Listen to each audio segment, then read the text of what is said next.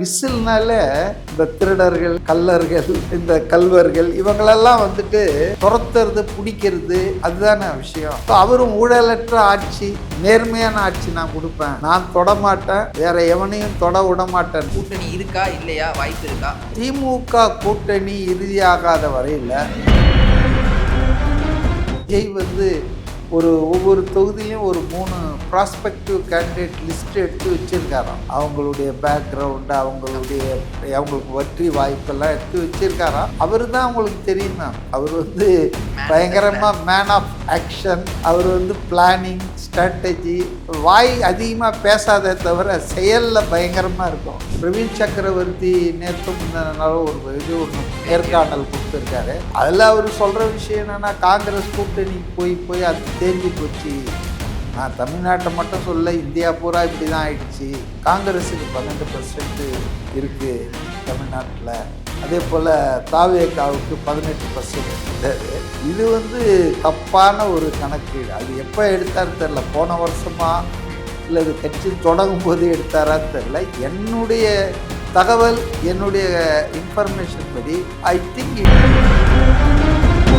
சட்டம் ஒழுங்கு பிரச்சனை வந்து இந்த ஆட்சியில் நிறையவே இருக்கிறது நம்ம பார்க்கலாம். சமீபத்தில் கூட ஒரு செய்தியாளர்களை கடத்திட்டு போனாங்க, அந்த வீடியோ கூட ரிலீஸ் ஆச்சு. ஆனால் அவர் மேலே இன்னும் எந்த நடவடிக்கையும் போலையே, அடிச்சாங்க, கடத்திட்டு போறாங்க. ஃபர்ஸ்ட் வந்து நியூஸ் வந்து கடத்தி கொண்டு போயிருக்காங்க அப்படின்னு எம்எல்ஏ அடிச்ச வீடியோ அதுக்கப்புறம் ரிலீஸ் ஆச்சு. அதுதான் சொல்றேன், அதுதான் கழக ஆட்சி, அதுதான் திராவிட மாடல்.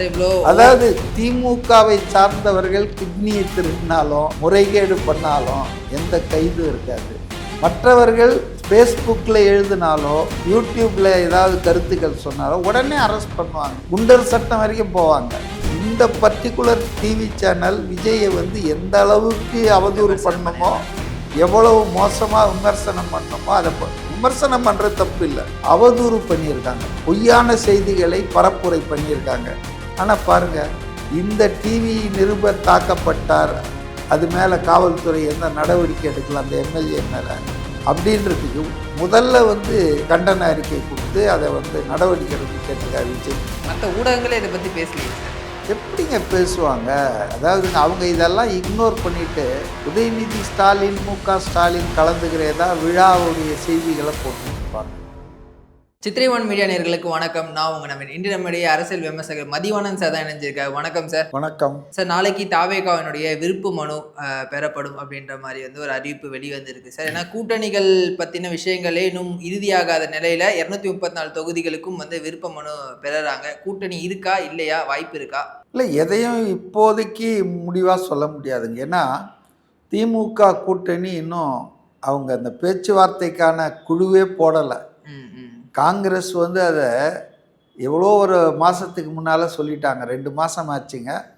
அநேகமாக டிசம்பர் 5 இன்னைக்கு போடுவாங்கன்ற மாதிரி காங்கிரஸ் ஒரு அல்டிமேட்டமே கொடுத்துருக்காங்க பொழுது, அதுக்குள்ளே நீங்கள் போடணுன்னு. அது எதுவும் இதுவரையில் தகவல் இல்லை. ஸோ திமுக கூட்டணி இறுதியாகாத வரையில் இன்னும் சில கட்சிகள் வந்து அதாவது இங்கேயும் இல்லாமல் அங்கேயும் இல்லாமல் இருக்கிற வரையில் we cannot rule out. அதாவது அலையன்ஸ் இல்லை, அலையன்ஸு தனியாக தான் போகிறாங்க அப்படின்ற மாதிரிலாம் நம்ம ரூல் அவுட் பண்ண முடியாது. குறிப்பாக காங்கிரஸ் என்ன ஸ்டாண்ட் எடுக்கும்ன்றது காங்கிரஸில் இருக்கிறவங்களுக்கே ஒன்றும் தெரியாமல் இருக்குது. அந்த அளவுக்கு ரொம்ப ஃபோட்டோ ஃபினிஷ் மாதிரி போயிட்டுருக்குது. அது என்ன ஆகும்னு தெரியல. திமுக ஆட்களும் அநேகமாக அவங்களும் காங்கிரஸ் இல்லாமல் தேர்தல்களை சந்திக்க நேர்ந்தால் என்ன பண்ணுறதுன்னு யோசிக்க ஆரம்பிச்சுட்டு இருக்காங்க. அந்த ஆப்ஷனும் அவங்க எக்ஸ்ப்ளோர் பண்ணுறாங்க. ஸோ நம்ம வந்து தாவேகா வந்து 234 தொகுதியில் தனித்து தான் போட்டியிடும் அப்படின்லாம் சொல்ல முடியாது. கூட்டணி வரலாம், வராமல் போகலாம். காங்கிரஸ் மாதிரி பெரிய கட்சி வரலாம், வராமல் போகலாம். சிறு கட்சிகள்லாம் புதிய தமிழகம், இந்த மாதிரி சில கட்சிகள், இன்னும் மற்ற அணிகளில் சேராத கட்சிகள் வரலாம். அதனால் கூட்டணியே இருக்காதுன்னு நான் சொல்ல, தாவேகா ப்ளஸ் தான். ஆனால் to be on safer side, கூட்டணிகளுக்கு ஒதுக்க வேண்டிய தொகுதிகள் எதுன்னு அவங்க வந்தால் நாளைக்கு அந்த தொகுதிகளில் விருப்ப மனு கேட்டதை வந்து அவங்க விட்டுருவாங்க. ஓகே, செலெக்ஷன் பண்ணுற ப்ராசஸ்க்கு இன்னும் நாள் இருக்குல்ல. இப்போ 6ஆம் தேதி தான், நாளைக்கு 12 மணிக்கு தான் வந்து ஸ்டார்ட் ஆகுது. வெள்ளிக்கிழமை தொடங்குறாங்க. ஆனால் 14ஆம் தேதி வரைக்கும் விருப்ப மனுவே கொடுக்கலான்னு சொல்லியிருக்காங்க. அப்போ அதுக்கப்புறம் அதை வந்து ப்ராசஸ் பண்ணி தேவைப்பட்டால் நேர்காணல் பண்ணுறாங்களா இல்லை ஆன்லைன்லேயே அதை வந்து பண்ணுறாங்களான்னு தெரியாது. அப்போ அந்த அடிப்படையில் அந்த பீரியடுக்குள்ளே இதெல்லாம் செட்டில் ஆகிடுங்க. அப்போது தாவேக்காவோட கூட்டணிக்கு வர்றவங்களுக்கு தர வேண்டிய தொகுதிகளில் இவங்க கேண்டிடேட் போட மாட்டாங்க. அதனால் அது ஒன்றும் பெரிய விஷயம் இல்லை. But to be on safer side, ஏன்னா நாள் ரொம்ப கம்மியாக இருக்குது இல்லைங்களா, இன்னும் 2 மாதம் தான் முழுசாக இருக்குது. அப்போ ஏப்ரல் 10லேருந்து மே 10க்குள்ளே எப்படியாவது தேர்தல் நடக்கும்ன்றாங்க. ஏன்னா மே 5ஆம் தேதி என்னவோ அந்த இது இப்போ இருக்க சட்டமன்றத்தின் ஆயுள் முடியுது. அப்போ புதிய கவர்மெண்ட் வந்து புதிய அசம்பிளி வந்து கான்ஸ்டியூட் பண்ணணும். அதனால் வந்து ஏப்ரல் 10க்கு மேலே 20க்குள்ளே ஏதாவது ஒரு தேதியில் வரும். அப்படின்னு பார்த்தீங்கன்னா பிப்ரவரியில் 5 தேதி போயிடுச்சு, மார்ச், ஏப்ரல் ஒரு 50 நாளுக்குள்ளே தானே இருக்குது, 2 மாதம்னு கூட சொல்ல முடியாது. அதனால் வந்து அவங்க ப்ராசஸ் ஸ்டார்ட் பண்ணுறது ஒன்றும் எல்லா கட்சியும் பண்ணுறது தானே. பட் எனக்கு என்ன தகவல்னால், ஏற்கனவே விஜய் வந்து ஒவ்வொரு தொகுதியிலையும் ஒரு 3 ப்ராஸ்பெக்டிவ் கேண்டிடேட் லிஸ்ட்டு எடுத்து வச்சுருக்காராம். அவங்களுடைய பேக்ரவுண்டு, அவங்களுக்கு வெற்றி வாய்ப்பெல்லாம் எடுத்து வச்சுருக்காராம். அவர் தான் அவங்களுக்கு தெரியுமா, அவர் வந்து பயங்கரமாக மேன் ஆஃப் ஆக்ஷன். அவர் வந்து பிளானிங், ஸ்ட்ராட்டஜி, வாய் அதிகமாக பேசாதே தவிர செயலில் பயங்கரமாக இருக்கும். அதனால் இது வந்து யூஸ்வலான ஒரு ஆக்டிவிட்டி தான் நான் நினைக்கிறேன். காங்கிரஸை பொறுத்தவரையில் பிரவீன் சக்கரவர்த்தி நேற்று முந்தினாலும் ஒரு ஒன்று நேர்காணல் கொடுத்துருக்காரு. அதில் அவர் சொல்கிற விஷயம் என்னென்னா, காங்கிரஸ் கூட்டணிக்கு போய் அது தேஞ்சு போச்சு, நான் தமிழ்நாட்டை மட்டும் சொல்ல, இந்தியா பூரா இப்படி தான் ஆயிடுச்சு, எண்ணெயும் தண்ணியும் கலந்தா மாதிரி இருக்குது, பிரித்து எடுத்தால் தான் இது எவ்வளோ என்னன்னு தெரியும், காங்கிரஸுக்கு 12% இருக்குது தமிழ்நாட்டில், அதே போல் தாவேக்காவுக்கு 18% இருக்கின்றார். இது வந்து தப்பான ஒரு கணக்கீடு. அது எப்போ எடுத்தார் தெரில, போன வருஷமா இல்லை அது கட்சி தொடங்கும் போது எடுத்தாரான்னு தெரில. என்னுடைய தகவல், என்னுடைய இன்ஃபர்மேஷன் படி I think it has exceeded 28-30% as of now. இன்னைக்கு இதில் என்னன்னா, தாவேக்காவுக்கு தனியாக இது பர்சன்டேஜ், ஓகே, திமுகவெல்லாம் கூட்டணி வித் அலையன்ஸ் பார்ட்டிஸ் தான், பாஜக அதிமுகனா அலையன்ஸ் பார்ட்டிஸ் தான். அப்கோர்ஸ் நாம் தமிழர் தனியாக தான், அவங்களுக்கும் தனியாக தான்.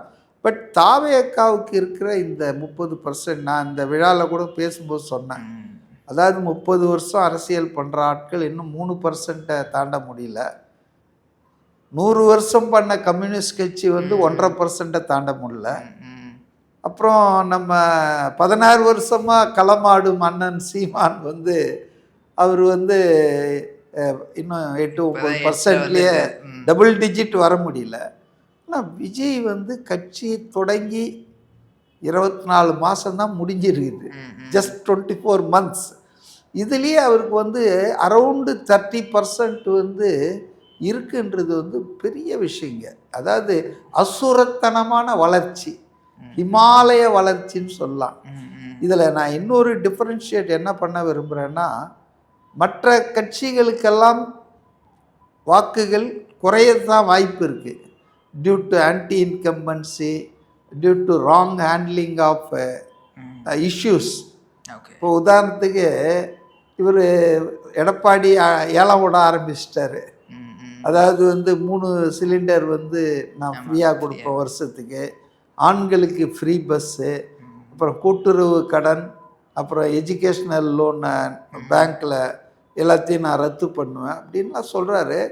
இதெல்லாம் வந்து பொருளாதாரத்தை கணக்கில் எடுத்துக்காமல் சொல்கிறாங்க. இப்போ திமுக என்ன சொல்ல போகுதுன்னு தெரில, கதாநாயகின்லாம் சொல்லிகிட்டு இருக்காங்க, அதுதான் வில்லன் ஆக போகுது பாருங்கள். திமுக அதிமுகவுக்கு இவங்க கடந்த கால ஆட்சியின் போது சொன்னதை செய்யாமல் ஏமாற்றிட்டாங்க இல்லையா, அதுதான் வில்லன் ஆக போகுது. இப்போ திரும்ப இதெல்லாம் சொல்லிகிட்டு இருக்காங்க. ஸோ இதெல்லாம் ஜனங்க பார்த்துக்கிட்டு இருக்காங்க. இவங்க ஆட்சியை மதிப்பிடுவாங்க. 2 பேருமே ஆட்சி பண்ணியிருக்காங்க. 2 ஆட்சியிலையுமே நிறைய குறைகள், ஊழல்கள், முறைகேடுகள் இதெல்லாம் நடந்திருக்கு. அப்போ இந்த கட்சிகளுக்கு இப்போ இருக்கிறது தேர்தல் வரையில் குறைவதற்கான வாய்ப்புகள் தான் இருக்குது தவிர they cannot keep the same level of support. ஆனால் அதே நேரத்தில் தாவேக்காவுக்கு வந்துங்க இந்த சப்போர்ட் வந்து எவர் இன்க்ரீஸிங் மாதிரி தேர்தல் வரையில் ஏறிக்கிட்டே தான் இருக்க போகுது. ஸோ இதுதான் இவங்களுடைய 30 தான் இவங்களுடைய அல்டிமேட் மேக்சிமம் அடையக்கூடிய வாக்குன்னெலாம் நான் ஒத்துக்க மாட்டேன். அது வந்து 35 கூட தாண்டலாம். புரியுதுங்களா? அப்போ ஒரு 3 முனை 4 முனை போட்டியில் 35% வாங்கினாங்கன்னா ஐ திங்க் தே ஆர் மேசிவாக ஜெயிப்பாங்க. மேபி பெரிய இதுவாக இருக்காது, அதாவது மார்ஜின்ஸ்லாம் பெரிய அளவுக்கு வர்றதுக்கு வாய்ப்பு இல்லை. ஆனால் வெற்றி 2 ஓட்டில் ஜெயித்தாலும் வெற்றி தானுங்களே. ரொம்ப நேரோ மார்ஜினில் கூட உங்களுக்கு வெற்றி தானுங்களே. அதனால் வந்துங்க விஜய்க்கு வந்து வாய்ப்புகள் அதிகமாக இருக்குதுன்னு தான் நினைக்கிறேன் இந்த தேதியில். அந்த வாய்ப்புகளை வந்து பயன்படுத்திக்கிற விரும்புகிறாரு. ரெண்டாவது அவருக்கு கேட்ட அந்த விசில் சின்னமே கிடச்சி போச்சு. அது ஒரு அட்வான்டேஜ். 5 ரூபா கொடுத்து எல்லோரும் விசில் ஊத ஆரம்பிச்சிட்டாங்க. ரெண்டாவது விசில்ன்றது அடையாளமே பார்த்திங்கன்னா விசில் ப்ளோயர்னு வாங்க. இப்போ என்னை வந்து டைம்ஸ் ஆஃப் இந்தியாவில் எனக்கு பென்ஷன் மறுக்கப்பட்ட போது 2G இஷ்யூஸில் சில விஷயங்கள்லாம் நான் பேசினேன், போராட்டம் நடத்தினன்றதுக்காக அன்றைக்கு இருந்த டெலிகாம் மினிஸ்டர்ஸ் தயாநிதி மாறன் இவங்க ராஜாலாம் கொஞ்சம் தலையிட்டு எனக்கு வந்து ஒரு என்கொயரி மாதிரி போட்டு அதை போட்டு இதை போட்டு pending disciplinary proceedings pension terminal பெனிஃபிட்ஸ்லாம் நிறுத்தி வச்சாங்க. இப்போ இதை வந்து டைம்ஸ் ஆஃப் இந்தியாவில் அன்றைக்கி இருந்த ஒருத்தர் வந்து பெரிய செய்தியாக போட்டார். Whistle blower BSNL officer whistle blower is punished அப்படின்னு போட்டார். அந்த செய்தியை பார்த்து டிராஃபிக் ராமசாமி விசில் ப்ளோயர்லாம் இப்படி பனிஷ் பண்ணுறாங்களே அப்படின்னு சொல்லி சுப்ரீம் கோர்ட்டில் எனக்கு தெரியாமலே எனக்கு ஆதரவாக கேஸ் போட்டார். அதுதான் அப்புறம் எனக்கு வந்து 1 வருஷம் கழிச்சு அந்த டெர்மினல் பெனிஃபிட்ஸ் பென்ஷன்லாம் கிடைக்கிறதுக்கு வழி ஏற்படுத்துது. ஸோ விசில் ப்ளோயர் அப்படின்னா விசில்னாலே இந்த திருடர்கள், கள்ளர்கள், இந்த கல்வர்கள் இவங்களெல்லாம் வந்துட்டு துரத்துறது, பிடிக்கிறது, அதுதானே விஷயம். ஸோ அவரும் ஊழலற்ற ஆட்சி, நேர்மையான ஆட்சி நான் கொடுப்பேன், நான் தொடமாட்டேன், வேறு எவனையும் தொட விட மாட்டேன்றாரு. அப்போ இதெல்லாம் வந்து அவங்களுக்கு ஒரு ஆடட் அட்வான்டேஜாக தான் இருக்குது. விசில் சின்னம் வந்தது இதான் நான் பார்க்குறேன். தேர்தல் அறிக்கை அப்படின்னு வந்து சொல்லுவோம் சார், ஒரு ஆப் ஒன்று இன்ட்ரடியூஸ் பண்ண போகிறாங்க தாவேக்காலேருந்து. அதாவது ஒரு மாவட்டத்தில் இருக்கக்கூடிய குறைகளை அந்த ஆப் மூலமா மக்கள் தெரிவிக்கலாம். அது வந்து விஜய் அவர்களை நேரடியாக பார்க்க போகிறாரு. அதுக்கான சொல்யூஷன்ஸ் என்ன அப்படின்றத தேர்தல் அறிக்கையில் கொடுப்பாங்க. எப்படி சார் பார்க்குறீங்க? இன்றைக்கி இருக்கக்கூடிய டெக்னாலஜியை கரெக்டாக யூஸ் பண்ணுறாங்களா தாவேக்கா? கண்டிப்பாக. இன்றைக்கி ஆர்டிஃபிஷியல் இன்டெலிஜென்ஸ் என்பது வந்து மிகப்பெரிய புரட்சியை பண்ணிகிட்ருக்குது தொழில்நுட்பத்தில், இல்லையா? ஒரு காலத்தில் வந்து கம்ப்யூட்டர் வந்ததே பெரிய புரட்சியாக இருந்தது, மொபைல் ஃபோன் வந்ததே பெரிய புரட்சியாக இருந்தது. அதுக்கப்புறம் 2G 3G 4G 5G இப்போ மேலை நாடுகளில் 6G வரைக்கும் வந்தாச்சு. அதனால் இந்த தொழில்நுட்பம் என்பது வளர்ந்து கொண்டே தான் இருக்கும். அதை ஆக்கப்பூர்வமாக இப்போ வந்து மருத்துவத்துறையில் கூட தொழில்நுட்பம் எந்த அளவுக்கு பயன்படுதுன்னா, சர்ஜரிலாம் வந்து ரொம்ப இதுவாக பண்ணுறாங்க. பழைய மாதிரி வந்து கன்சர்வேட்டிவ் மெத்தட்ஸ் யூஸ் பண்ணாமல் ரொம்ப டெக்னிக்கலாக பண்ணுறாங்க. அதுபோல் இன்றைக்கி வந்து அவங்கக்கிட்ட தான் வர்ச்சுவல் வாரியர்ஸ் இருக்காங்கன்னு சொல்லி விஜய் சொல்லியிருக்காரு. அது இளைஞர்கள் கூட்டம், அவங்கெல்லாம் ஜென்சி கிட்ஸுன்றதால டெக்னாலஜியை வந்து அவங்க முழுமையாக பயன்படுத்துகிறாங்க. அது எந்த இதற்கும் ப்ரொபகண்டா கேம்பெயின், இப்போ நீங்கள் சொல்கிற இந்த ஆப் மூலம் இஷ்யூஸை தெரிஞ்சுக்கிறது. பட் நான் என்ன கேள்விப்பட்டேன்னா, டாக்டர் அருண்ராஜ் தலைமையில் வந்து அந்த குழு தேர்தல் அறிக்கை அது ஒரு பக்கம் போய் ஆன் த ஸ்பாட்டில் மக்களை சந்தித்து கேட்டுட்ருக்காங்க. இப்போ நீங்கள் சொல்கிறது வந்து ஆப் ஒன்று உருவாக்கி ஒவ்வொரு மாவட்டத்துலேயும் என்ன இஷ்யூ அப்படின்றத கலெக்ட் பண்ணி அதுக்கு சொல்யூஷன் கொடுக்குது. இது நல்ல முயற்சி தான். இது வந்து இன்னும் நிறைய பேரை இன்வால்வ் பண்ணோம். இப்போ இளைஞர்கள் அதிகமாக இன்வால்வ் ஆவாங்க. இப்போ எங்கள் மாவட்டத்தில் இதெல்லாம் இருக்குது, அவங்க ஒரு வேளை இந்த குழுவை சந்திக்காமல் கூட போகலாம், அவங்க வேறு ஏதாவது வேலையில் இருக்கலாம். ஆனால் அவங்க இந்த ஆப்பை பயன்படுத்தி இந்த அவங்களுக்கு என்ன குறை இருக்குது, அந்த மாவட்டத்தில் இம்மிடியேட்டாக என்ன தீர்க்க வேண்டிய விஷயம் இருக்குது, இல்லை லாங் பெண்டிங்காக இருக்கக்கூடிய விஷயம் என்ன இருக்குன்றத சொன்னாங்கன்னா ஆட்டோமேட்டிக்காக அதை வந்து இவங்க இன்கார்பரேட் பண்ணிடுவாங்கல்ல தேர்தல் உறுதிமொழியில். நல்ல விஷயந்தாங்க, இப்படி தான் இருக்கணும். அதாவது மக்களுக்கு சேவை செய்வதற்கு தொழில்நுட்பத்தை பயன்படுத்துகிறாங்க. அது பிரச்சனை என்னான்னு தெரிஞ்சால் தானே அப்புறம் நீங்கள் அதுக்கு தீர்வு கொடுக்க முடியும். பிரச்சனையே தெரியாமல் எத்தனையோ விஷயங்கள் இருக்குது இல்லையா. இன்னும் எலக்ட்ரிசிட்டி இல்லாத கிராமங்கள் இருக்குது, ப்ராப்பர் ரோட்ஸ் இல்லாத வில்லேஜஸ் இருக்குது. அதாவது அவசர அங்கலாப்புனா கூட உங்களுக்கு இன்னும் கட்டிலில் தூக்கிட்டு வரா மாதிரி ஸ்டேஜெலாம் இருக்குது. நாட் ஓன்லி நார்த் இந்தியா, இங்கேயும் நம்மக்கிட்டேயும் அந்த மாதிரிலாம் இருக்குது, ரிமோட் வில்லேஜஸ். ஸோ அதனால் வந்து இது ஒரு நல்ல விஷயமாக தான் நான் பார்க்குறேன். சார் அதேமாதிரி சட்டம் ஒழுங்கு பிரச்சனை வந்து இந்த ஆட்சியில் நிறையவே இருக்கிறது நம்ம பார்க்க. சமீபத்தில் கூட ஒரு செய்தியாளர்களை கடத்திட்டு போனாங்க, அந்த வீடியோ கூட ரிலீஸ் ஆச்சு. ஆனால் அவர் மேலே இன்னும் எந்த நடவடிக்கையும் எடுக்கப்படல. போலையே அடிச்சாங்க, என்ன கடத்திட்டு போகிறாங்க. ஃபர்ஸ்ட் நியூஸ் வந்து கடத்தி கொண்டு போயிருக்காங்க அப்படின்னு எம்எல்ஏ அடித்த வீடியோ அதுக்கப்புறம் ரிலீஸ் ஆச்சு சார். அதான் சொல்கிறேன், அதுதான் கழக ஆட்சி, அதுதான் திராவிட மாடல். அதாவது திமுகவை சார்ந்தவர்கள் கிட்னியை திருடினாலும் முறைகேடு பண்ணாலும் எந்த கைதும் இருக்காது.